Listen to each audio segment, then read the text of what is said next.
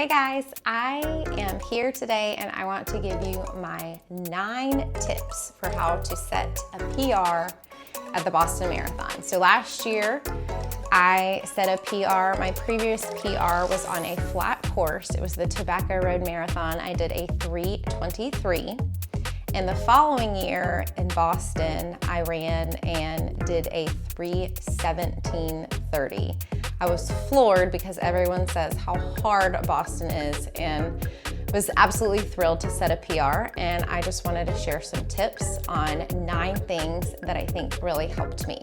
First, number 1 is have a solid training plan. Whatever plan it is, there's a million ones out there. Pick one that you like and stick with it. A good plan should have some track work, some tempo work, and a long run. After that, they vary. Some are high mileage. The one that I'm doing right now is not high mileage. It's more cross training, but just find a plan, find one that you like that fits with your schedule and stick with it. Tip number 2 is practice on hills.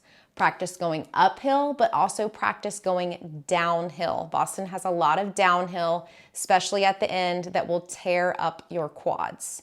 So get comfortable going up hills, include them in your tempo runs, include them in your long runs. Get used to running up and down hills a lot. Tip number 3 is learn the Boston Marathon history. The reason I say this and the reason I include this as part of setting a PR in Boston is because anyone who's done a marathon knows it is not just physical. So much of running the marathon is emotional as well as mental. And I think knowing the history of the Boston Marathon makes it so much more impactful and really allows you to run with your heart. So there are some awesome documentaries around. There are some great books. Spend some time learning the history of this amazing race, and that will fuel you on race day. Tip number 4, know the course. Boston is not your typical marathon course. It is point to point. It has a lot of downhill. It's got some uphill. Study the elevation profile. It's on the BAA website. Look at it and know. So that way, when you look at your watch and you see your splits, you're not freaking out when you're going faster or you're going slower because you know the elevation profile and you know what is coming up. Tip number 5 is have a plan, but also hold it loosely, knowing weather can affect things. So have a loose plan for your pace, whatever it may be, and just tell yourself, okay, I'm not gonna go faster than whatever this pace may be, because a lot of people are tempted to go out too fast, which leads me to tip number 6, hold back in the beginning. Everyone always says, Boston is tough, don't go out too fast, save something for the hills. I asked a plethora of people what their tip was for Boston. I asked Catherine Schweitzer. I had the pleasure of meeting her last year at the Cherry Blossom Expo. And I said, I'm doing Boston in a couple weeks. What's your number 1 tip? She said, don't go out too fast, save something for the hills. I did a Boston Marathon bus tour.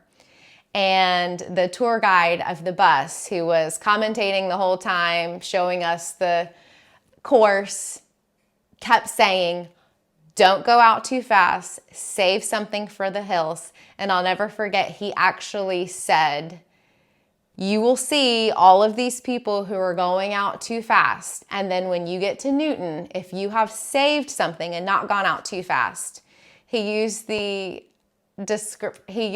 phrase, you will climb a ladder of bodies as you are passing people up Newton. So don't go out too fast, save something for the hills. Also, in line with the don't go out too fast, don't plan on getting a warm up. There's just no space for it. You are in corrals and you're just all crammed in together, and there's just no, unless you're an elite, you're not gonna get a warm up. It doesn't happen. So Make that first mile your warm up and just hold back. Don't go out too fast. Okay, tip number 7 is have a nutrition plan. This is really important for a couple reasons. Number 1, Boston does not start until later in the day. Depending on what wave you are in, you could start at 11, 11:30. Last year, my wave started at 10:25, which is much later than I'm normally accustomed to racing or even running. So my recommendation is eat whatever you normally eat before a long run, but then also have a snack. So for me, I typically, before I do a long run, have a banana and a granola bar. So when I woke up that morning, that's what I ate. But then on the bus, I also packed some graham crackers to eat.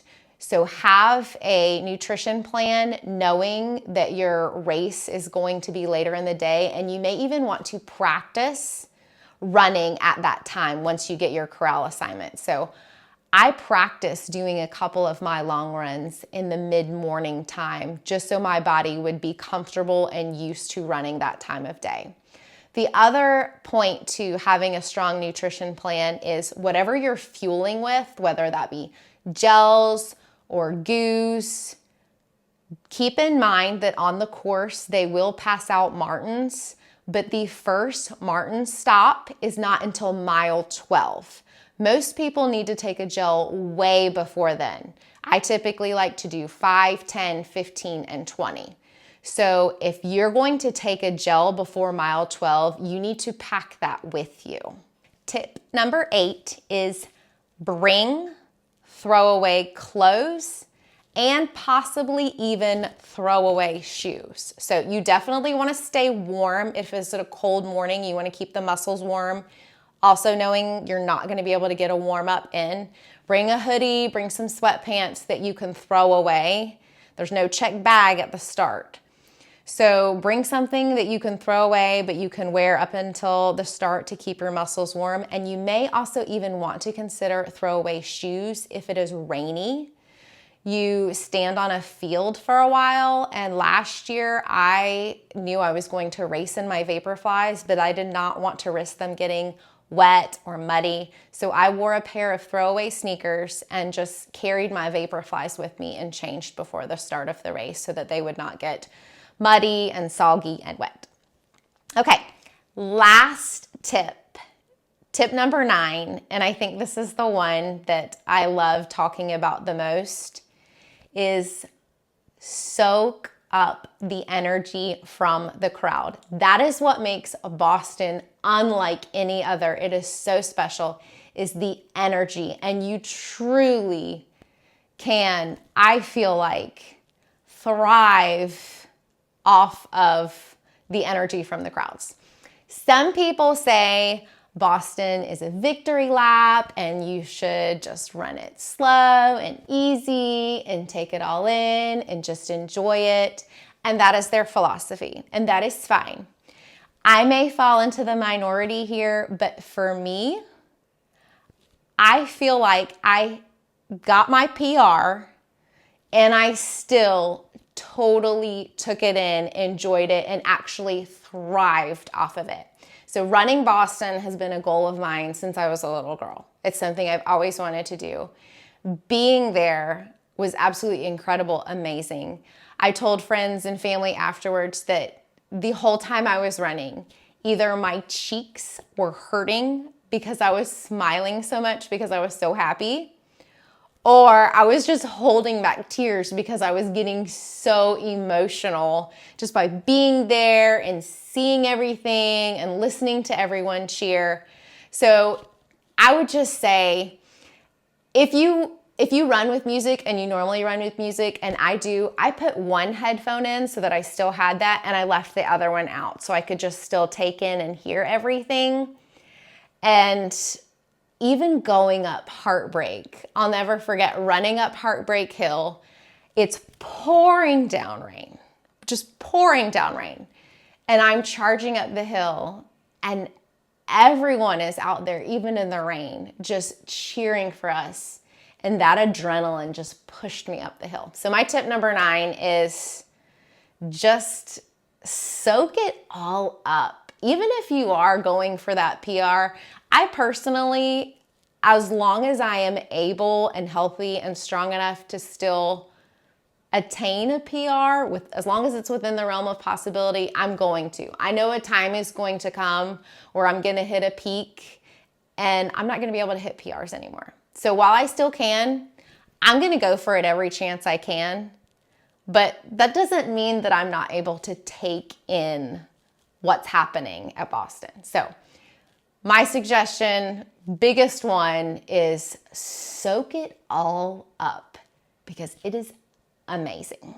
If you are running Boston, I hope that you are able to do that. If you have done Boston before, and if you have gotten a PR in Boston, I would love to know what your tips would be for someone who wants to hit a PR in Boston. So please comment below. If you have enjoyed watching this, please like. And if you want to follow along for more of our running journey, don't forget to hit subscribe. Thanks for watching.